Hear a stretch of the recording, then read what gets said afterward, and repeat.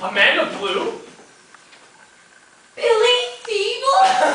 Billy was my first kiss! I don't I can't complain. How about you, visiting with folks? My mom asked me to come up for the weekend. You're around all weekend. No, I'm going home tonight. Oh. Well, why? I have stuff to do. I'm getting married. Oh. Do I know him? You might. Someone from high school? No. Oh. He's about to be famous. Is he a suicide bomber? No. He's a singer. Is he very good looking? Yes. Then he'll go far. Okay. I have to get back to the city now. It was nice to see you. You know, I'm done with my mail route. I just finished. It's 2 o'clock in the morning. I like to start in the evenings. It's cooler. But this is November.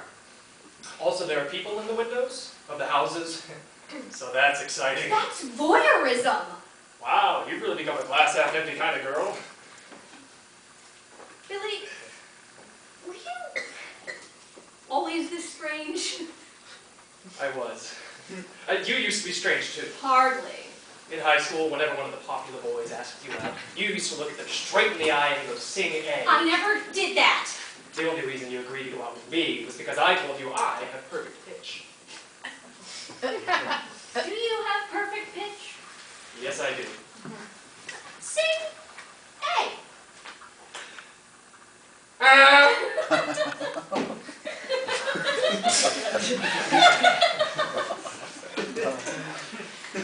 It was really nice to see you. It was nice to see you, too. I really have to get back to the city now. No, you don't. Doesn't your fiancé have a photo shoot or something? Come out with me tonight. With you? Come on. I'm out of the town, for old time's sake. What town? What town, she scoffs. See, Amanda Blue, this is what people who move away after high school don't understand. That there are adults living in this town as well as underage teenagers, and that these said adults have places where they can go to drink. Listen, I'm flattered, Billy, really, but... Yeah, and tomorrow, you can go back to your soft rock, easy listening fiancé and get married with no regrets. Absolutely certain that you did not leave for love of your life, freezing his cojones off in your parents' driveway. How's that for security?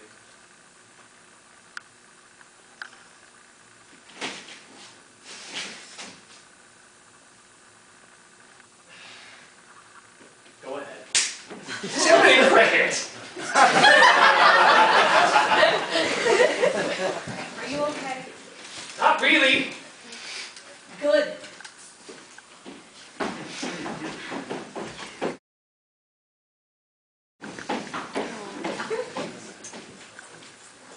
Why do you hate me? Because you think me wrong? No. Because I have, you think, power over you. Listen to me. Listen to me, Professor! It is the power that you hate so deeply that any atmosphere of free discussion is impossible. It's not unlikely, it's impossible. Isn't it? Isn't it?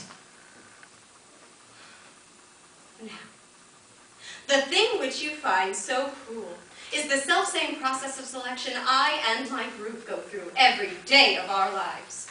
In admission to school, in our tests, in our class rankings. Is it unfair? I can't tell you.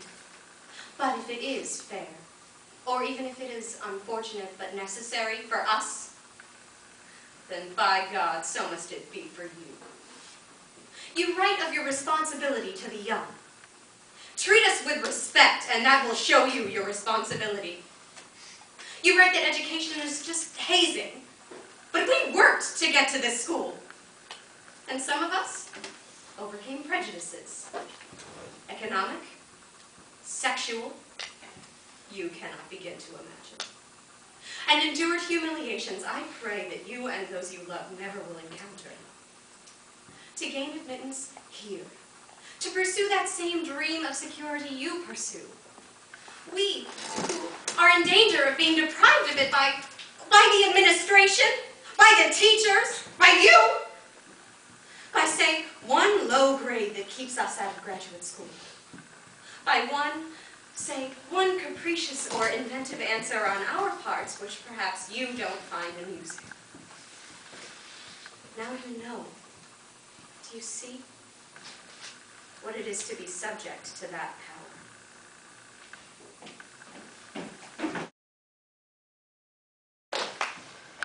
Some people think that I had feelings for James Avery.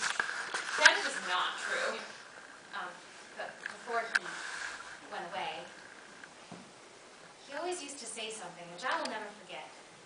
He said that he'd been studying the situation since kindergarten. He made lists and charts and held a personal pageant. And he had finally decided that I was the prettiest girl in all of Danesville. And he said that the prettiest girl can bring people hope and brighten their day. And wasn't that just a wonderful thing to say? Especially for a delinquent. And now, whenever I look in the mirror, I see Eleanor Roosevelt.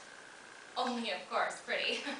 I mean, Mrs. Roosevelt worked so hard trying to help the poor and the downtrodden. Can you imagine how much more she could do if she were pretty? And of course, there's also inner beauty. And inner beauty is tricky, because you can't prove it. I thought a lot about this, about beauty and goodness and all the different religions. I mean, Buddha was fat. Face it. And Confucius was all old and scraggly, and I imagine single. And you're not even allowed to have a picture of Muhammad. Was it the tea? I don't know. But Jesus is always really pretty. Perfect skin and shiny hair. It's like God was saying, look to Jesus for tips.